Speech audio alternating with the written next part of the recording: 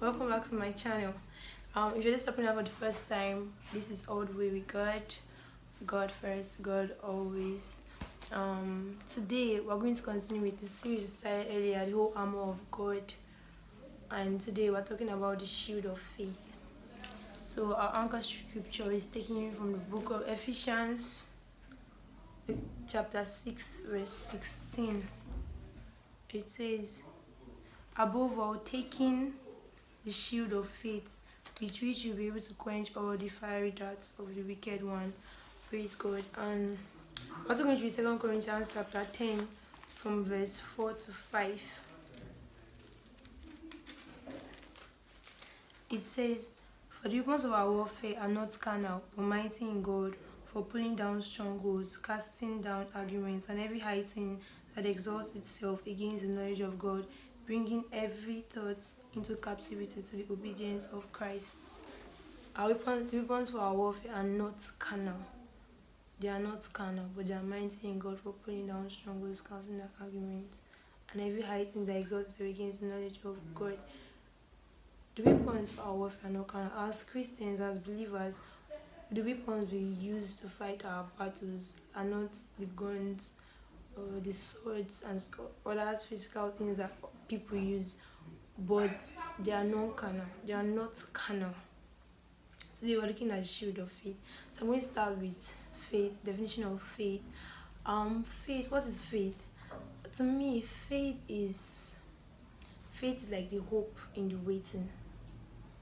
The hope you have, the belief you have that at the end of all this, things fall into place, or I'm going to get this with time. That hope you have while waiting, that's what faith is. I'm not going to lie to you. When people talk about faith, most times people are not really that practical about it. You just make it seem very, very, very spiritual. It's a very spiritual something, yeah, but for us to be able to apply it in life, we have to be very practical.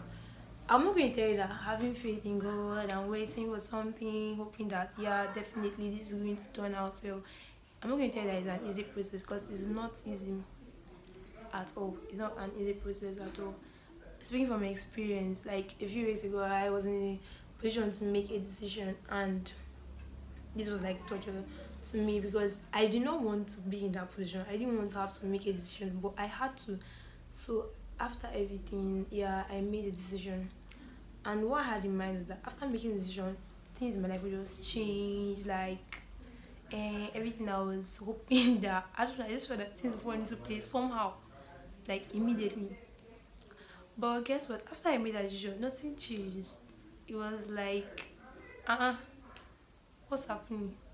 Excuse me, God. Like, how far now? What's going on? I thought that you were backing me up. That kind of. And there was silence every time. I'll be praying and asking, okay, what next? Nothing. He wasn't even saying anything to me. I couldn't get anything from him. I was praying every day. I was reading my Bible, everything, but nothing. So I was like, okay, I know the one that said, I thought you were going to back me up with this decision, and I thought you were very okay with it. So what's going on? I had no choice. I just kept trying to wait without knowing whether fully well if like eventually things fall into place or what. But I just told myself that I've already made a decision and I can't just go back on it. Let me just calm down, see what is going to come out of this. Nothing happened. 1 week passed, 2 weeks, 3 weeks, 4 weeks. See, 4 good weeks passed. 4 weeks. After 4 weeks, that was when some things actually started changing. Spiritually, I could finally start getting insight from the Bible again. I could start hearing God once again. I could read. I could do so many things that I had not been doing like a few months before the time I had to make that decision. That was when things changed. And then after everything happened, I was now thinking that, okay, what if I had not waited? What if, like, after I made a decision and nothing changed, I said, no, I'm changing my mind, no, this is not what would have happened? I felt like God was just quiet, and God was just looking at me to see if I was actually serious, if for real I was going to keep to the decision I had made, if I was going to trust him despite like what was going on, if I was going to trust him. I felt like I wasn't saying anything. Faith, God expects us to be able to trust Him, believe in Him, and wait whether we are seeing that, whether there's any sign that things are going to be fine or not. Whether it looks as if, yeah, after 2 days now, this will happen. Whether there's any physical thing to actually hold on to or not, God just expects us to hold on. He expects us to hold on when there is nothing. That's when faith actually comes in. There's nothing you can hold on to. There's no physical thing you can say, okay, yeah, money is going to come through this route. Okay, yeah, I'm going to pass examination because of this person that is there. Maybe it's my uncle or something like that. He expects us to hold on to him when there's actually no physical thing to depend on or to put your hope in. So that's faith. Now, with this everything I've said about faith, I believe that when I was studying my Bible yesterday, before I said this message, I was like, God, I don't even know what to talk about. I can sit down and actually prepare a message on faith, there's something God revealed to me yesterday when I was trying to prepare this message, something called the attitude of faith. And because He told me that when we say we have faith in God or waiting for Him to do something, or we just, that there's an attitude you have to possess while waiting. You cannot just say, okay, you're waiting for God and then, okay, that's just it. It's an attitude you have to possess in the process of waiting. Because I believe that at the end of everything, nobody can force God to do something. If God has said He's going to do this after 2 years, it's kind of like nothing we can do about it. So what characterizes your faith is the attitude you have while you're waiting, because at the end of it all, you have no choice but to wait, because you can't force God to do that particular thing for you at that particular time. So your faith has to have an attitude. Now, in book of Galatians chapter 5 verse 22, it says, but the fruit of the Spirit is love, joy, long-suffering, kindness, goodness, faithfulness, gentleness, self-control. Against such there is no law. Now, after I read this, I was like, okay, how does this relate to faith? And then He made me remember Hebrews chapter 11 verse 6, which says, but without faith it is impossible to please Him. For he who comes to God must believe that He is, and that He is a rewarder of those who diligently seek Him. Without faith it is impossible to please God. And after they talk about the fruits of the Holy Spirit in Galatians, the Bible said that against such there is no law. And God has said without faith it is impossible to please Him. Now, relating to this too, the attitude of faith comprises the fruit of the Holy Spirit. While you are having faith in God, you say you have faith in God, you believe in God, you're waiting for this, or you believe He's going to do this for you, and etc. God expects you to have the attitude of the fruit of the Holy Spirit. God expects you to have joy, peace, patience, kindness, goodness, faithfulness, self-control. Now let's try to be practical about this. Joy. While you are waiting on God, having faith that He's going to do something for you, probably, He doesn't expect you to now be carrying your face up and down, you're squeezing your face, oh God, I'm waiting for God to do something, and then you're all frowning and all whatever, sad and what. God expects you to be joyous in the place of waiting, because you believe that yes, He's going to do this thing. It's supposed to elate you. It's supposed to be happy. That's joy. Love. While you are waiting for God to do something for you, it's supposed to show love to yourself, to God, and to others. The fact that some things are not right in your life does not mean that you should not allow people around to suffer, or even allow yourself suffer because of that. If you believe that God is going to do this, God is going to bring the solution to this issue, definitely, then you should still be dispersing love. I believe that when you try to do things for people, it even gives more joy. Like, you feel better than when you're always doing things for yourself. So you share love, show love, make people feel happy, do something nice for someone. I mean, the fact that you're going through something does not mean that you should now be rude, or you should be, Love, joy, peace. Faith is characterized by peace.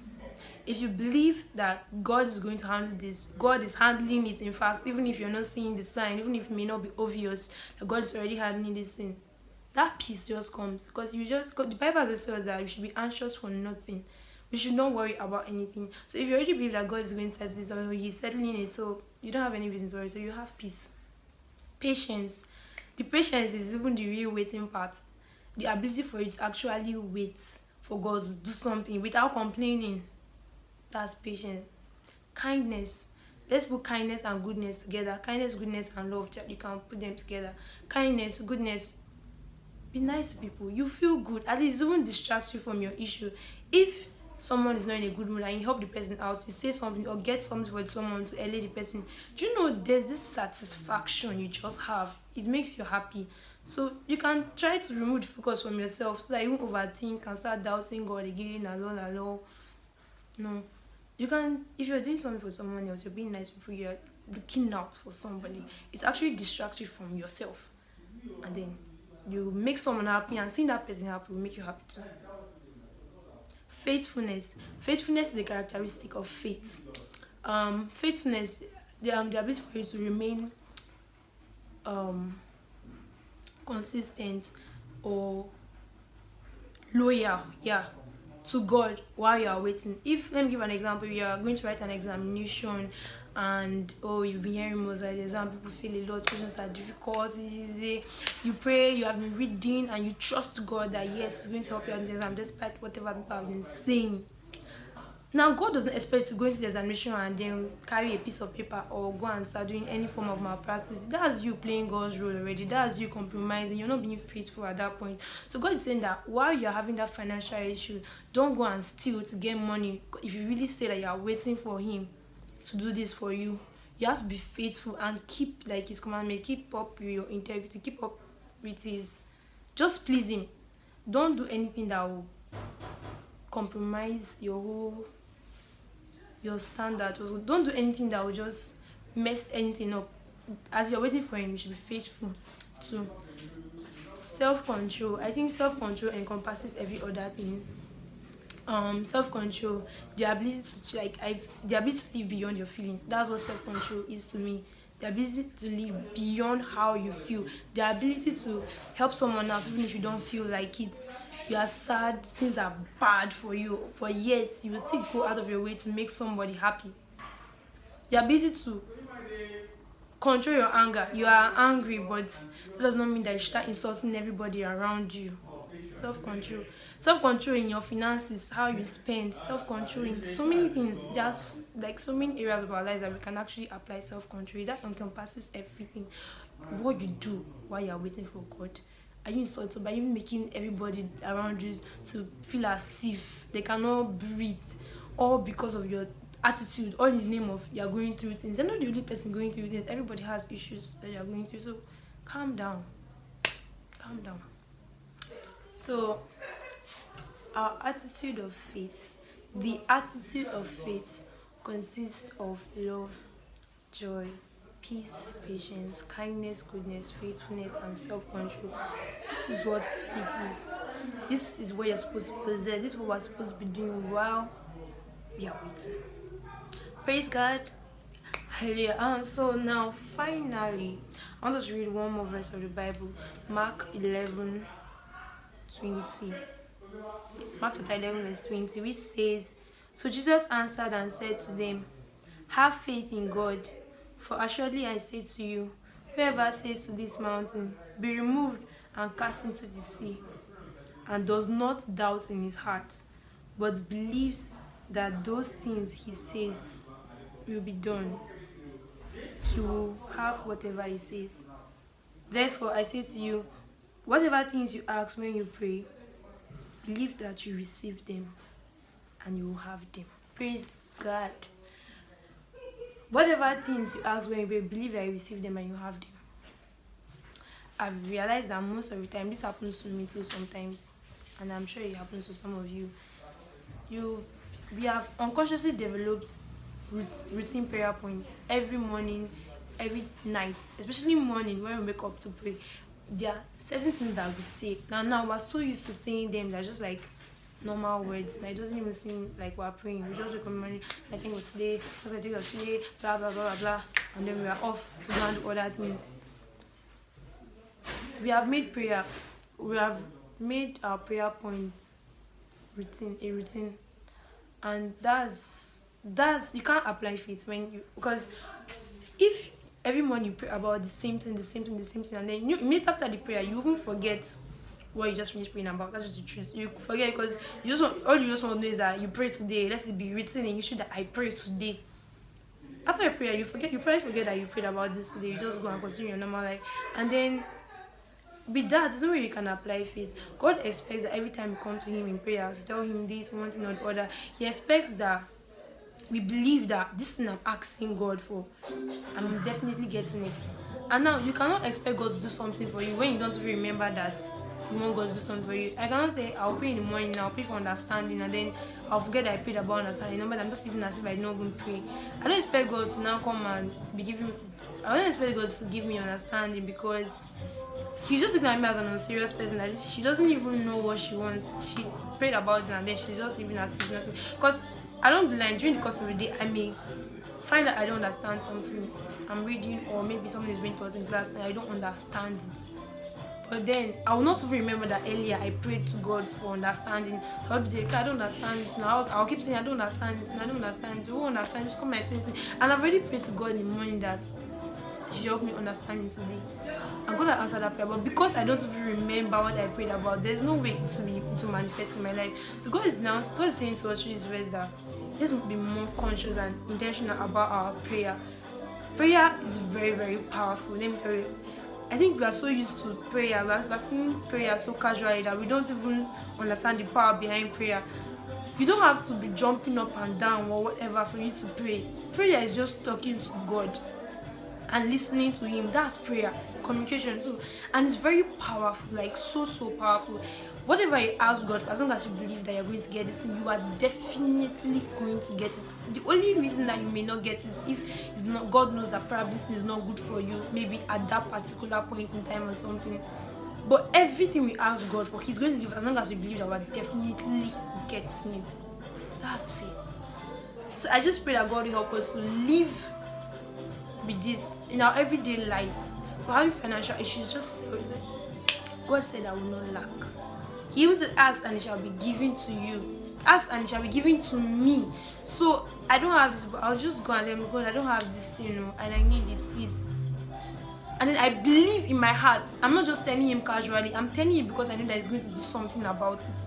Unlike, let me say, most times, ladies, we know how to talk about our issues a lot. We sit down, we talk about it. Most times, we don't even provide solution to the issues we have. We just talk about it, and that makes us feel better. Now, talking to God now, but it's so different, because you're going to express yourself. You're going to feel better for telling him one, and that's not where it ends. He's going to give you the solution to that issue, as long as you believe that he's going to give it to you. That's faith. I just pray God help us to apply this in our lives, in our everyday life, everything we're doing. I just pray that God will really help us to apply it. Once again, we're finally come to the end of our series, the whole armor of God. Yeah, we talked about truth, we talked about salvation, we talked about the gospel of peace, we talked about righteousness, we talked about prayer, we have talked about faith just now, and sword of the spirit. The link for each of these messages are going to be in the description box. Please do well to check them out if you haven't watched them. Thank you for staying to the end of the video. I just want to explain more videos, like from next week. More videos are going to come weekly. If you haven't subscribed to my channel, please do. This is All the Way with God. I'm not just doing messages, so many other things are going to come along the line. So God bless you. Thank you for seeing me, and see you next week.